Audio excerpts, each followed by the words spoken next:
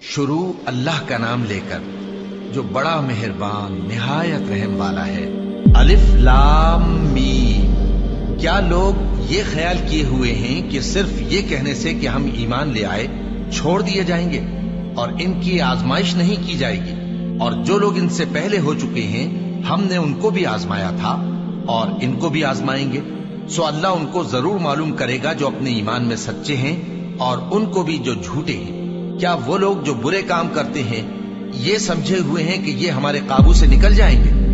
جو فیصلہ یہ کرتے ہیں برا ہے۔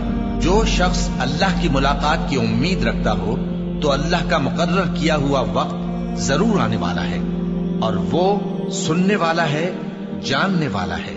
اور جو شخص محنت کرتا ہے تو اپنے ہی فائدے کے لیے محنت کرتا ہے، بے شک اللہ تو سارے جہان سے بے نیاز ہے۔ اور جو لوگ ایمان لائے اور نیک عمل کرتے رہے ہم ان کے گناہوں کو ان سے دور کر دیں گے اور ان کو ان کے اعمال کا بہت اچھا بدلہ دیں گے۔ اور ہم نے انسان کو اس کے ماں باپ کے ساتھ نیک سلوک کرنے کا حکم دیا ہے۔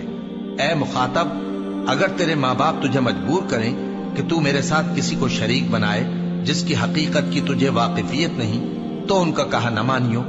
تم سب کو میری طرف لوٹ کر آنا ہے، پھر جو کچھ تم کرتے تھے میں تم کو جتا دوں گا۔ اور جو لوگ ایمان لائے اور نیک عمل کرتے رہے ان کو ہم نیک لوگوں میں داخل کریں گے۔ اور بعض لوگ ایسے ہیں جو کہتے ہیں کہ ہم اللہ پر ایمان لائے، پھر جب ان کو اللہ کے راستے میں کوئی ایذا پہنچتی ہے تو لوگوں کے ایذا پہنچانے کو یوں سمجھتے ہیں جیسے اللہ کا عذاب۔ اور اگر تمہارے پروردگار کی طرف سے مدد پہنچے تو کہتے ہیں کہ ہم تو تمہارے ساتھ تھے۔ کیا جو اہل عالم کے سینوں میں ہے اللہ اس سے واقف نہیں؟ اور اللہ ان کو ضرور معلوم کرے گا جو سچے مومن ہیں، اور وہ منافقوں کو بھی معلوم کر کے رہے گا۔ اور جو کافر ہیں وہ مومنوں سے کہتے ہیں کہ ہمارے طریقے پر چلو اور ہم تمہارے گناہ اٹھا لیں گے، حالانکہ وہ ان کے گناہوں کا کچھ بھی بوجھ اٹھانے والے نہیں۔ کچھ شک نہیں کہ یہ جھوٹے ہیں اور یہ اپنے بوجھ بھی اٹھائیں گے اور اپنے بوجھوں کے ساتھ اور لوگوں کے بوجھ بھی۔ اور جو جھوٹ یہ لوگ گھڑتے رہے قیامت کے دن ان کی ان سے ضرور پرسش ہوگی۔ اور ہم نے نوح کو ان کی قوم کی طرف بھیجا تو وہ ان میں 50 برس کم 1000 برس رہے۔ پھر ان لوگوں کو طوفان کے عذاب نے آ پکڑا اور وہ ظالم تھے۔ پھر ہم نے نوح کو اور کشتی والوں کو نجات دی اور کشتی کو اہل عالم کے لیے نشانی بنا دیا۔ اور ابراہیم کو یاد کرو جب انہوں نے اپنی قوم سے کہا کہ اللہ کی عبادت کرو اور اس سے ڈرو، اگر تم سمجھ رکھتے ہو تو یہ تمہارے حق میں بہتر ہے۔ تم تو اللہ کو چھوڑ کر بتوں کو پوجتے اور جھوٹی باتیں بناتے ہو۔ جن لوگوں کو تم اللہ کے سوا پوجتے ہو وہ تم کو رزق دینے کا اختیار نہیں رکھتے، بس اللہ ہی کے ہاں سے رزق طلب کرو اور اسی کی عبادت کرو اور اسی کا شکر کرو، اسی کی طرف تم لوٹ کر جاؤ گے۔ اور اگر تم جھٹلاتے ہو تو تم سے پہلے بھی امتیں اپنے پیغمبروں کی تکذیب کر چکی ہیں، اور پیغمبر کے ذمے کھول کر سنا دینے کے سوا اور کچھ نہیں۔ کیا انہوں نے نہیں دیکھا کہ اللہ کس طرح خلقت کو پہلی بار پیدا کرتا ہے پھر کس طرح اس کو دوبارہ پیدا کرے گا؟ یہ اللہ کو آسان ہے۔ کہہ دو کہ ملک میں چلو پھرو اور دیکھو کہ اس نے کس طرح خلقت کو پہلی دفعہ پیدا کیا ہے، پھر اللہ ہی دوسری بار بھی پیدا کرے گا۔ بے شک اللہ ہر چیز پر قادر ہے۔ وہ جسے چاہے عذاب دے اور جس پر چاہے رحم کرے، اور اسی کی طرف تم لوٹائے جاؤ گے۔ اور تم اس کو نہ زمین میں عاجز کر سکتے ہو نہ آسمان میں، اور نہ اللہ کے سوا تمہارا کوئی دوست ہے اور نہ مددگار۔ اور جن لوگوں نے اللہ کی آیتوں سے اور اس کے سامنے حاضر ہونے سے انکار کیا وہ میری رحمت سے نا امید ہو گئے ہیں اور ان کو درد دینے والا عذاب ہوگا۔ تو ان کی قوم کے لوگ جواب میں بولے تو یہ بولے کہ اسے مار ڈالو یا جلا دو، مگر اللہ نے ان کو آگ میں جلنے سے بچا لیا۔ جو لوگ ایمان رکھتے ہیں ان کے لیے اس میں نشانیاں ہیں۔ اور ابراہیم نے کہا کہ تم جو اللہ کو چھوڑ کر بتوں کو لے بیٹھے ہو تو دنیا کی زندگی میں باہم دوستی کے لیے، مگر پھر قیامت کے دن ایک دوسرے کی دوستی سے انکار کر دو گے اور ایک دوسرے پر لعنت بھیجو گے، اور تمہارا ٹھکانہ دوزخ ہوگا اور کوئی تمہارا مددگار نہ ہوگا۔ بس ان پر ایک لوط ایمان لائے اور ابراہیم کہنے لگے کہ میں اپنے پروردگار کی طرف ہجرت کرنے والا ہوں، بے شک وہ غالب ہے، حکمت والا ہے۔ اور ہم نے ان کو اسحاق اور یعقوب بخشے اور انہی کی اولاد میں پیغمبری اور کتاب رکھ دی، اور ان کو دنیا میں بھی ان کا صلہ عنایت کیا اور وہ آخرت میں بھی نیک لوگوں میں ہوں گے۔ اور لوط کو یاد کرو جب انہوں نے اپنی قوم سے کہا کہ تم عجب بے حیائی کے مرتکب ہوتے ہو، تم سے پہلے اہل عالم میں سے کسی نے ایسا کام نہیں کیا۔ کیا تم مردوں کی طرف مائل ہوتے اور رہزنی کرتے ہو اور اپنی مجلسوں میں ناپسندیدہ کام کرتے ہو؟ تو ان کی قوم کے لوگ جواب میں بولے تو یہ بولے کہ اگر تم سچے ہو تو ہم پر عذاب لے آؤ۔ لوط نے کہا کہ اے میرے پروردگار، ان مفسد لوگوں کے مقابلے میں مجھے نصرت عنایت فرما۔ اور جب ہمارے فرشتے ابراہیم کے پاس خوشی کی خبر لے کر آئے تو کہنے لگے کہ ہم اس بستی کے لوگوں کو ہلاک کر دینے والے ہیں کہ یہاں کے رہنے والے نافرمان ہیں۔ ابراہیم نے کہا کہ اس میں تو لوط بھی ہیں۔ وہ کہنے لگے کہ جو لوگ یہاں رہتے ہیں ہمیں سب معلوم ہے، ہم ان کو اور ان کے گھر والوں کو بچا لیں گے بجز ان کی بیوی کے کہ وہ پیچھے رہنے والوں میں ہوگی۔ اور جب ہمارے فرشتے لوط کے پاس آئے تو وہ ان کی وجہ سے ناخوش اور تنگ دل ہوئے۔ فرشتوں نے کہا کچھ خوف نہ کیجیے اور نہ رنج کیجیے، ہم آپ کو اور آپ کے گھر والوں کو بچا لیں گے مگر آپ کی بیوی کے پیچھے رہنے والوں میں ہوگی۔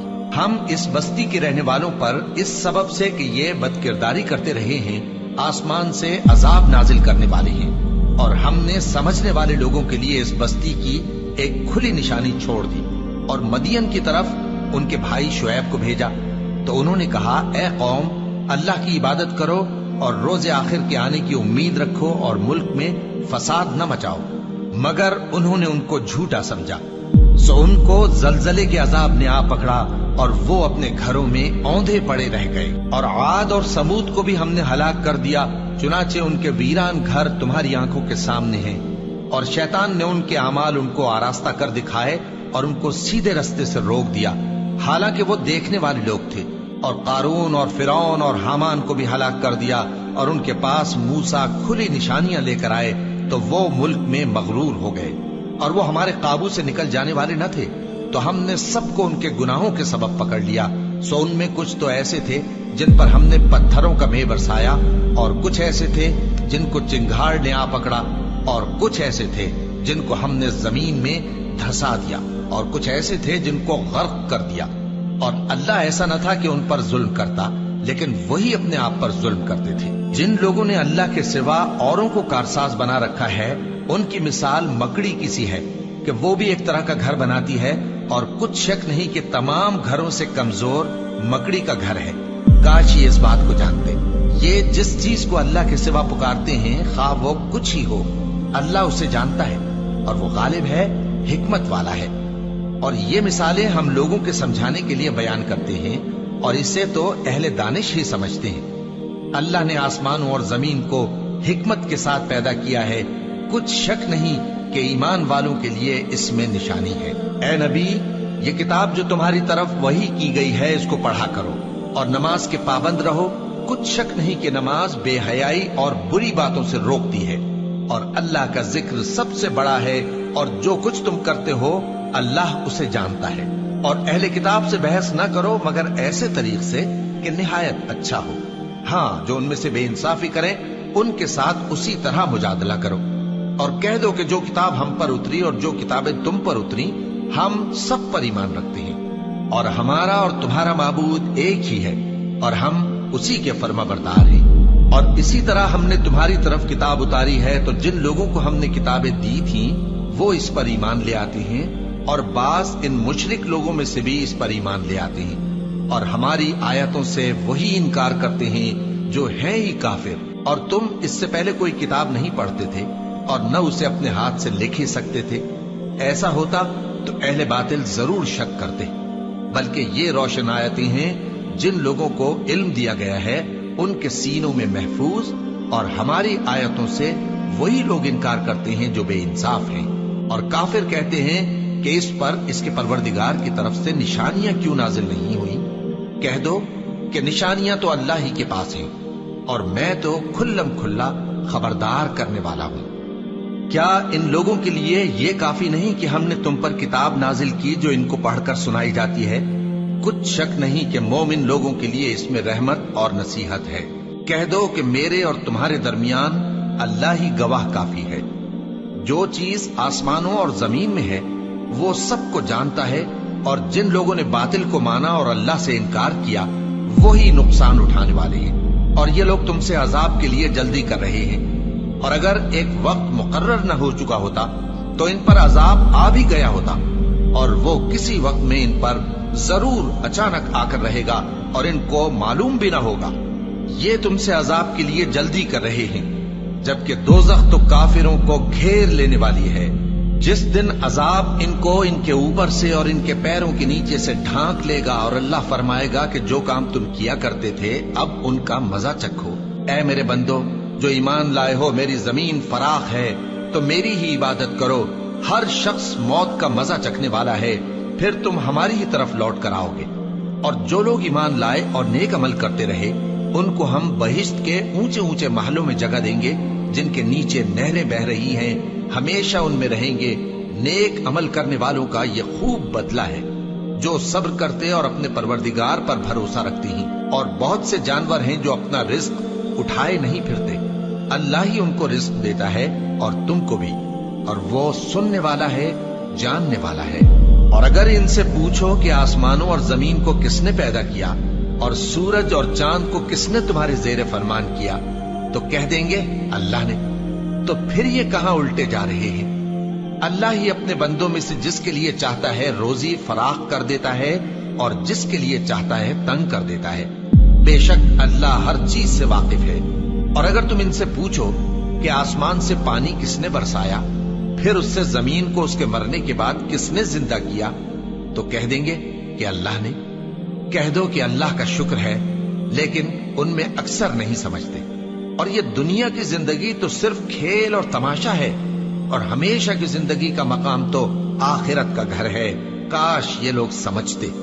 फिर जब ये कश्ती में सवार होते हैं तो अल्लाह को पुकारते, खालिस करते हुए उसी के लिए इताअत को, लेकिन जब वो इनको नजात देकर खुशकी पर पहुंचा देता है तो झट शिर्क करने लग जाते हैं, ताकि जो हमने इनको बख्शा है उसकी नाशुक्री करें और फायदा उठाएं। सो खैर अनकरीब इनको मालूम हो जाएगा। क्या इन्होंने नहीं देखा कि हमने हरम को मकाम अमन बनाया है और लोग इनके गिरदोनवाह से उचक लिए जाते हैं?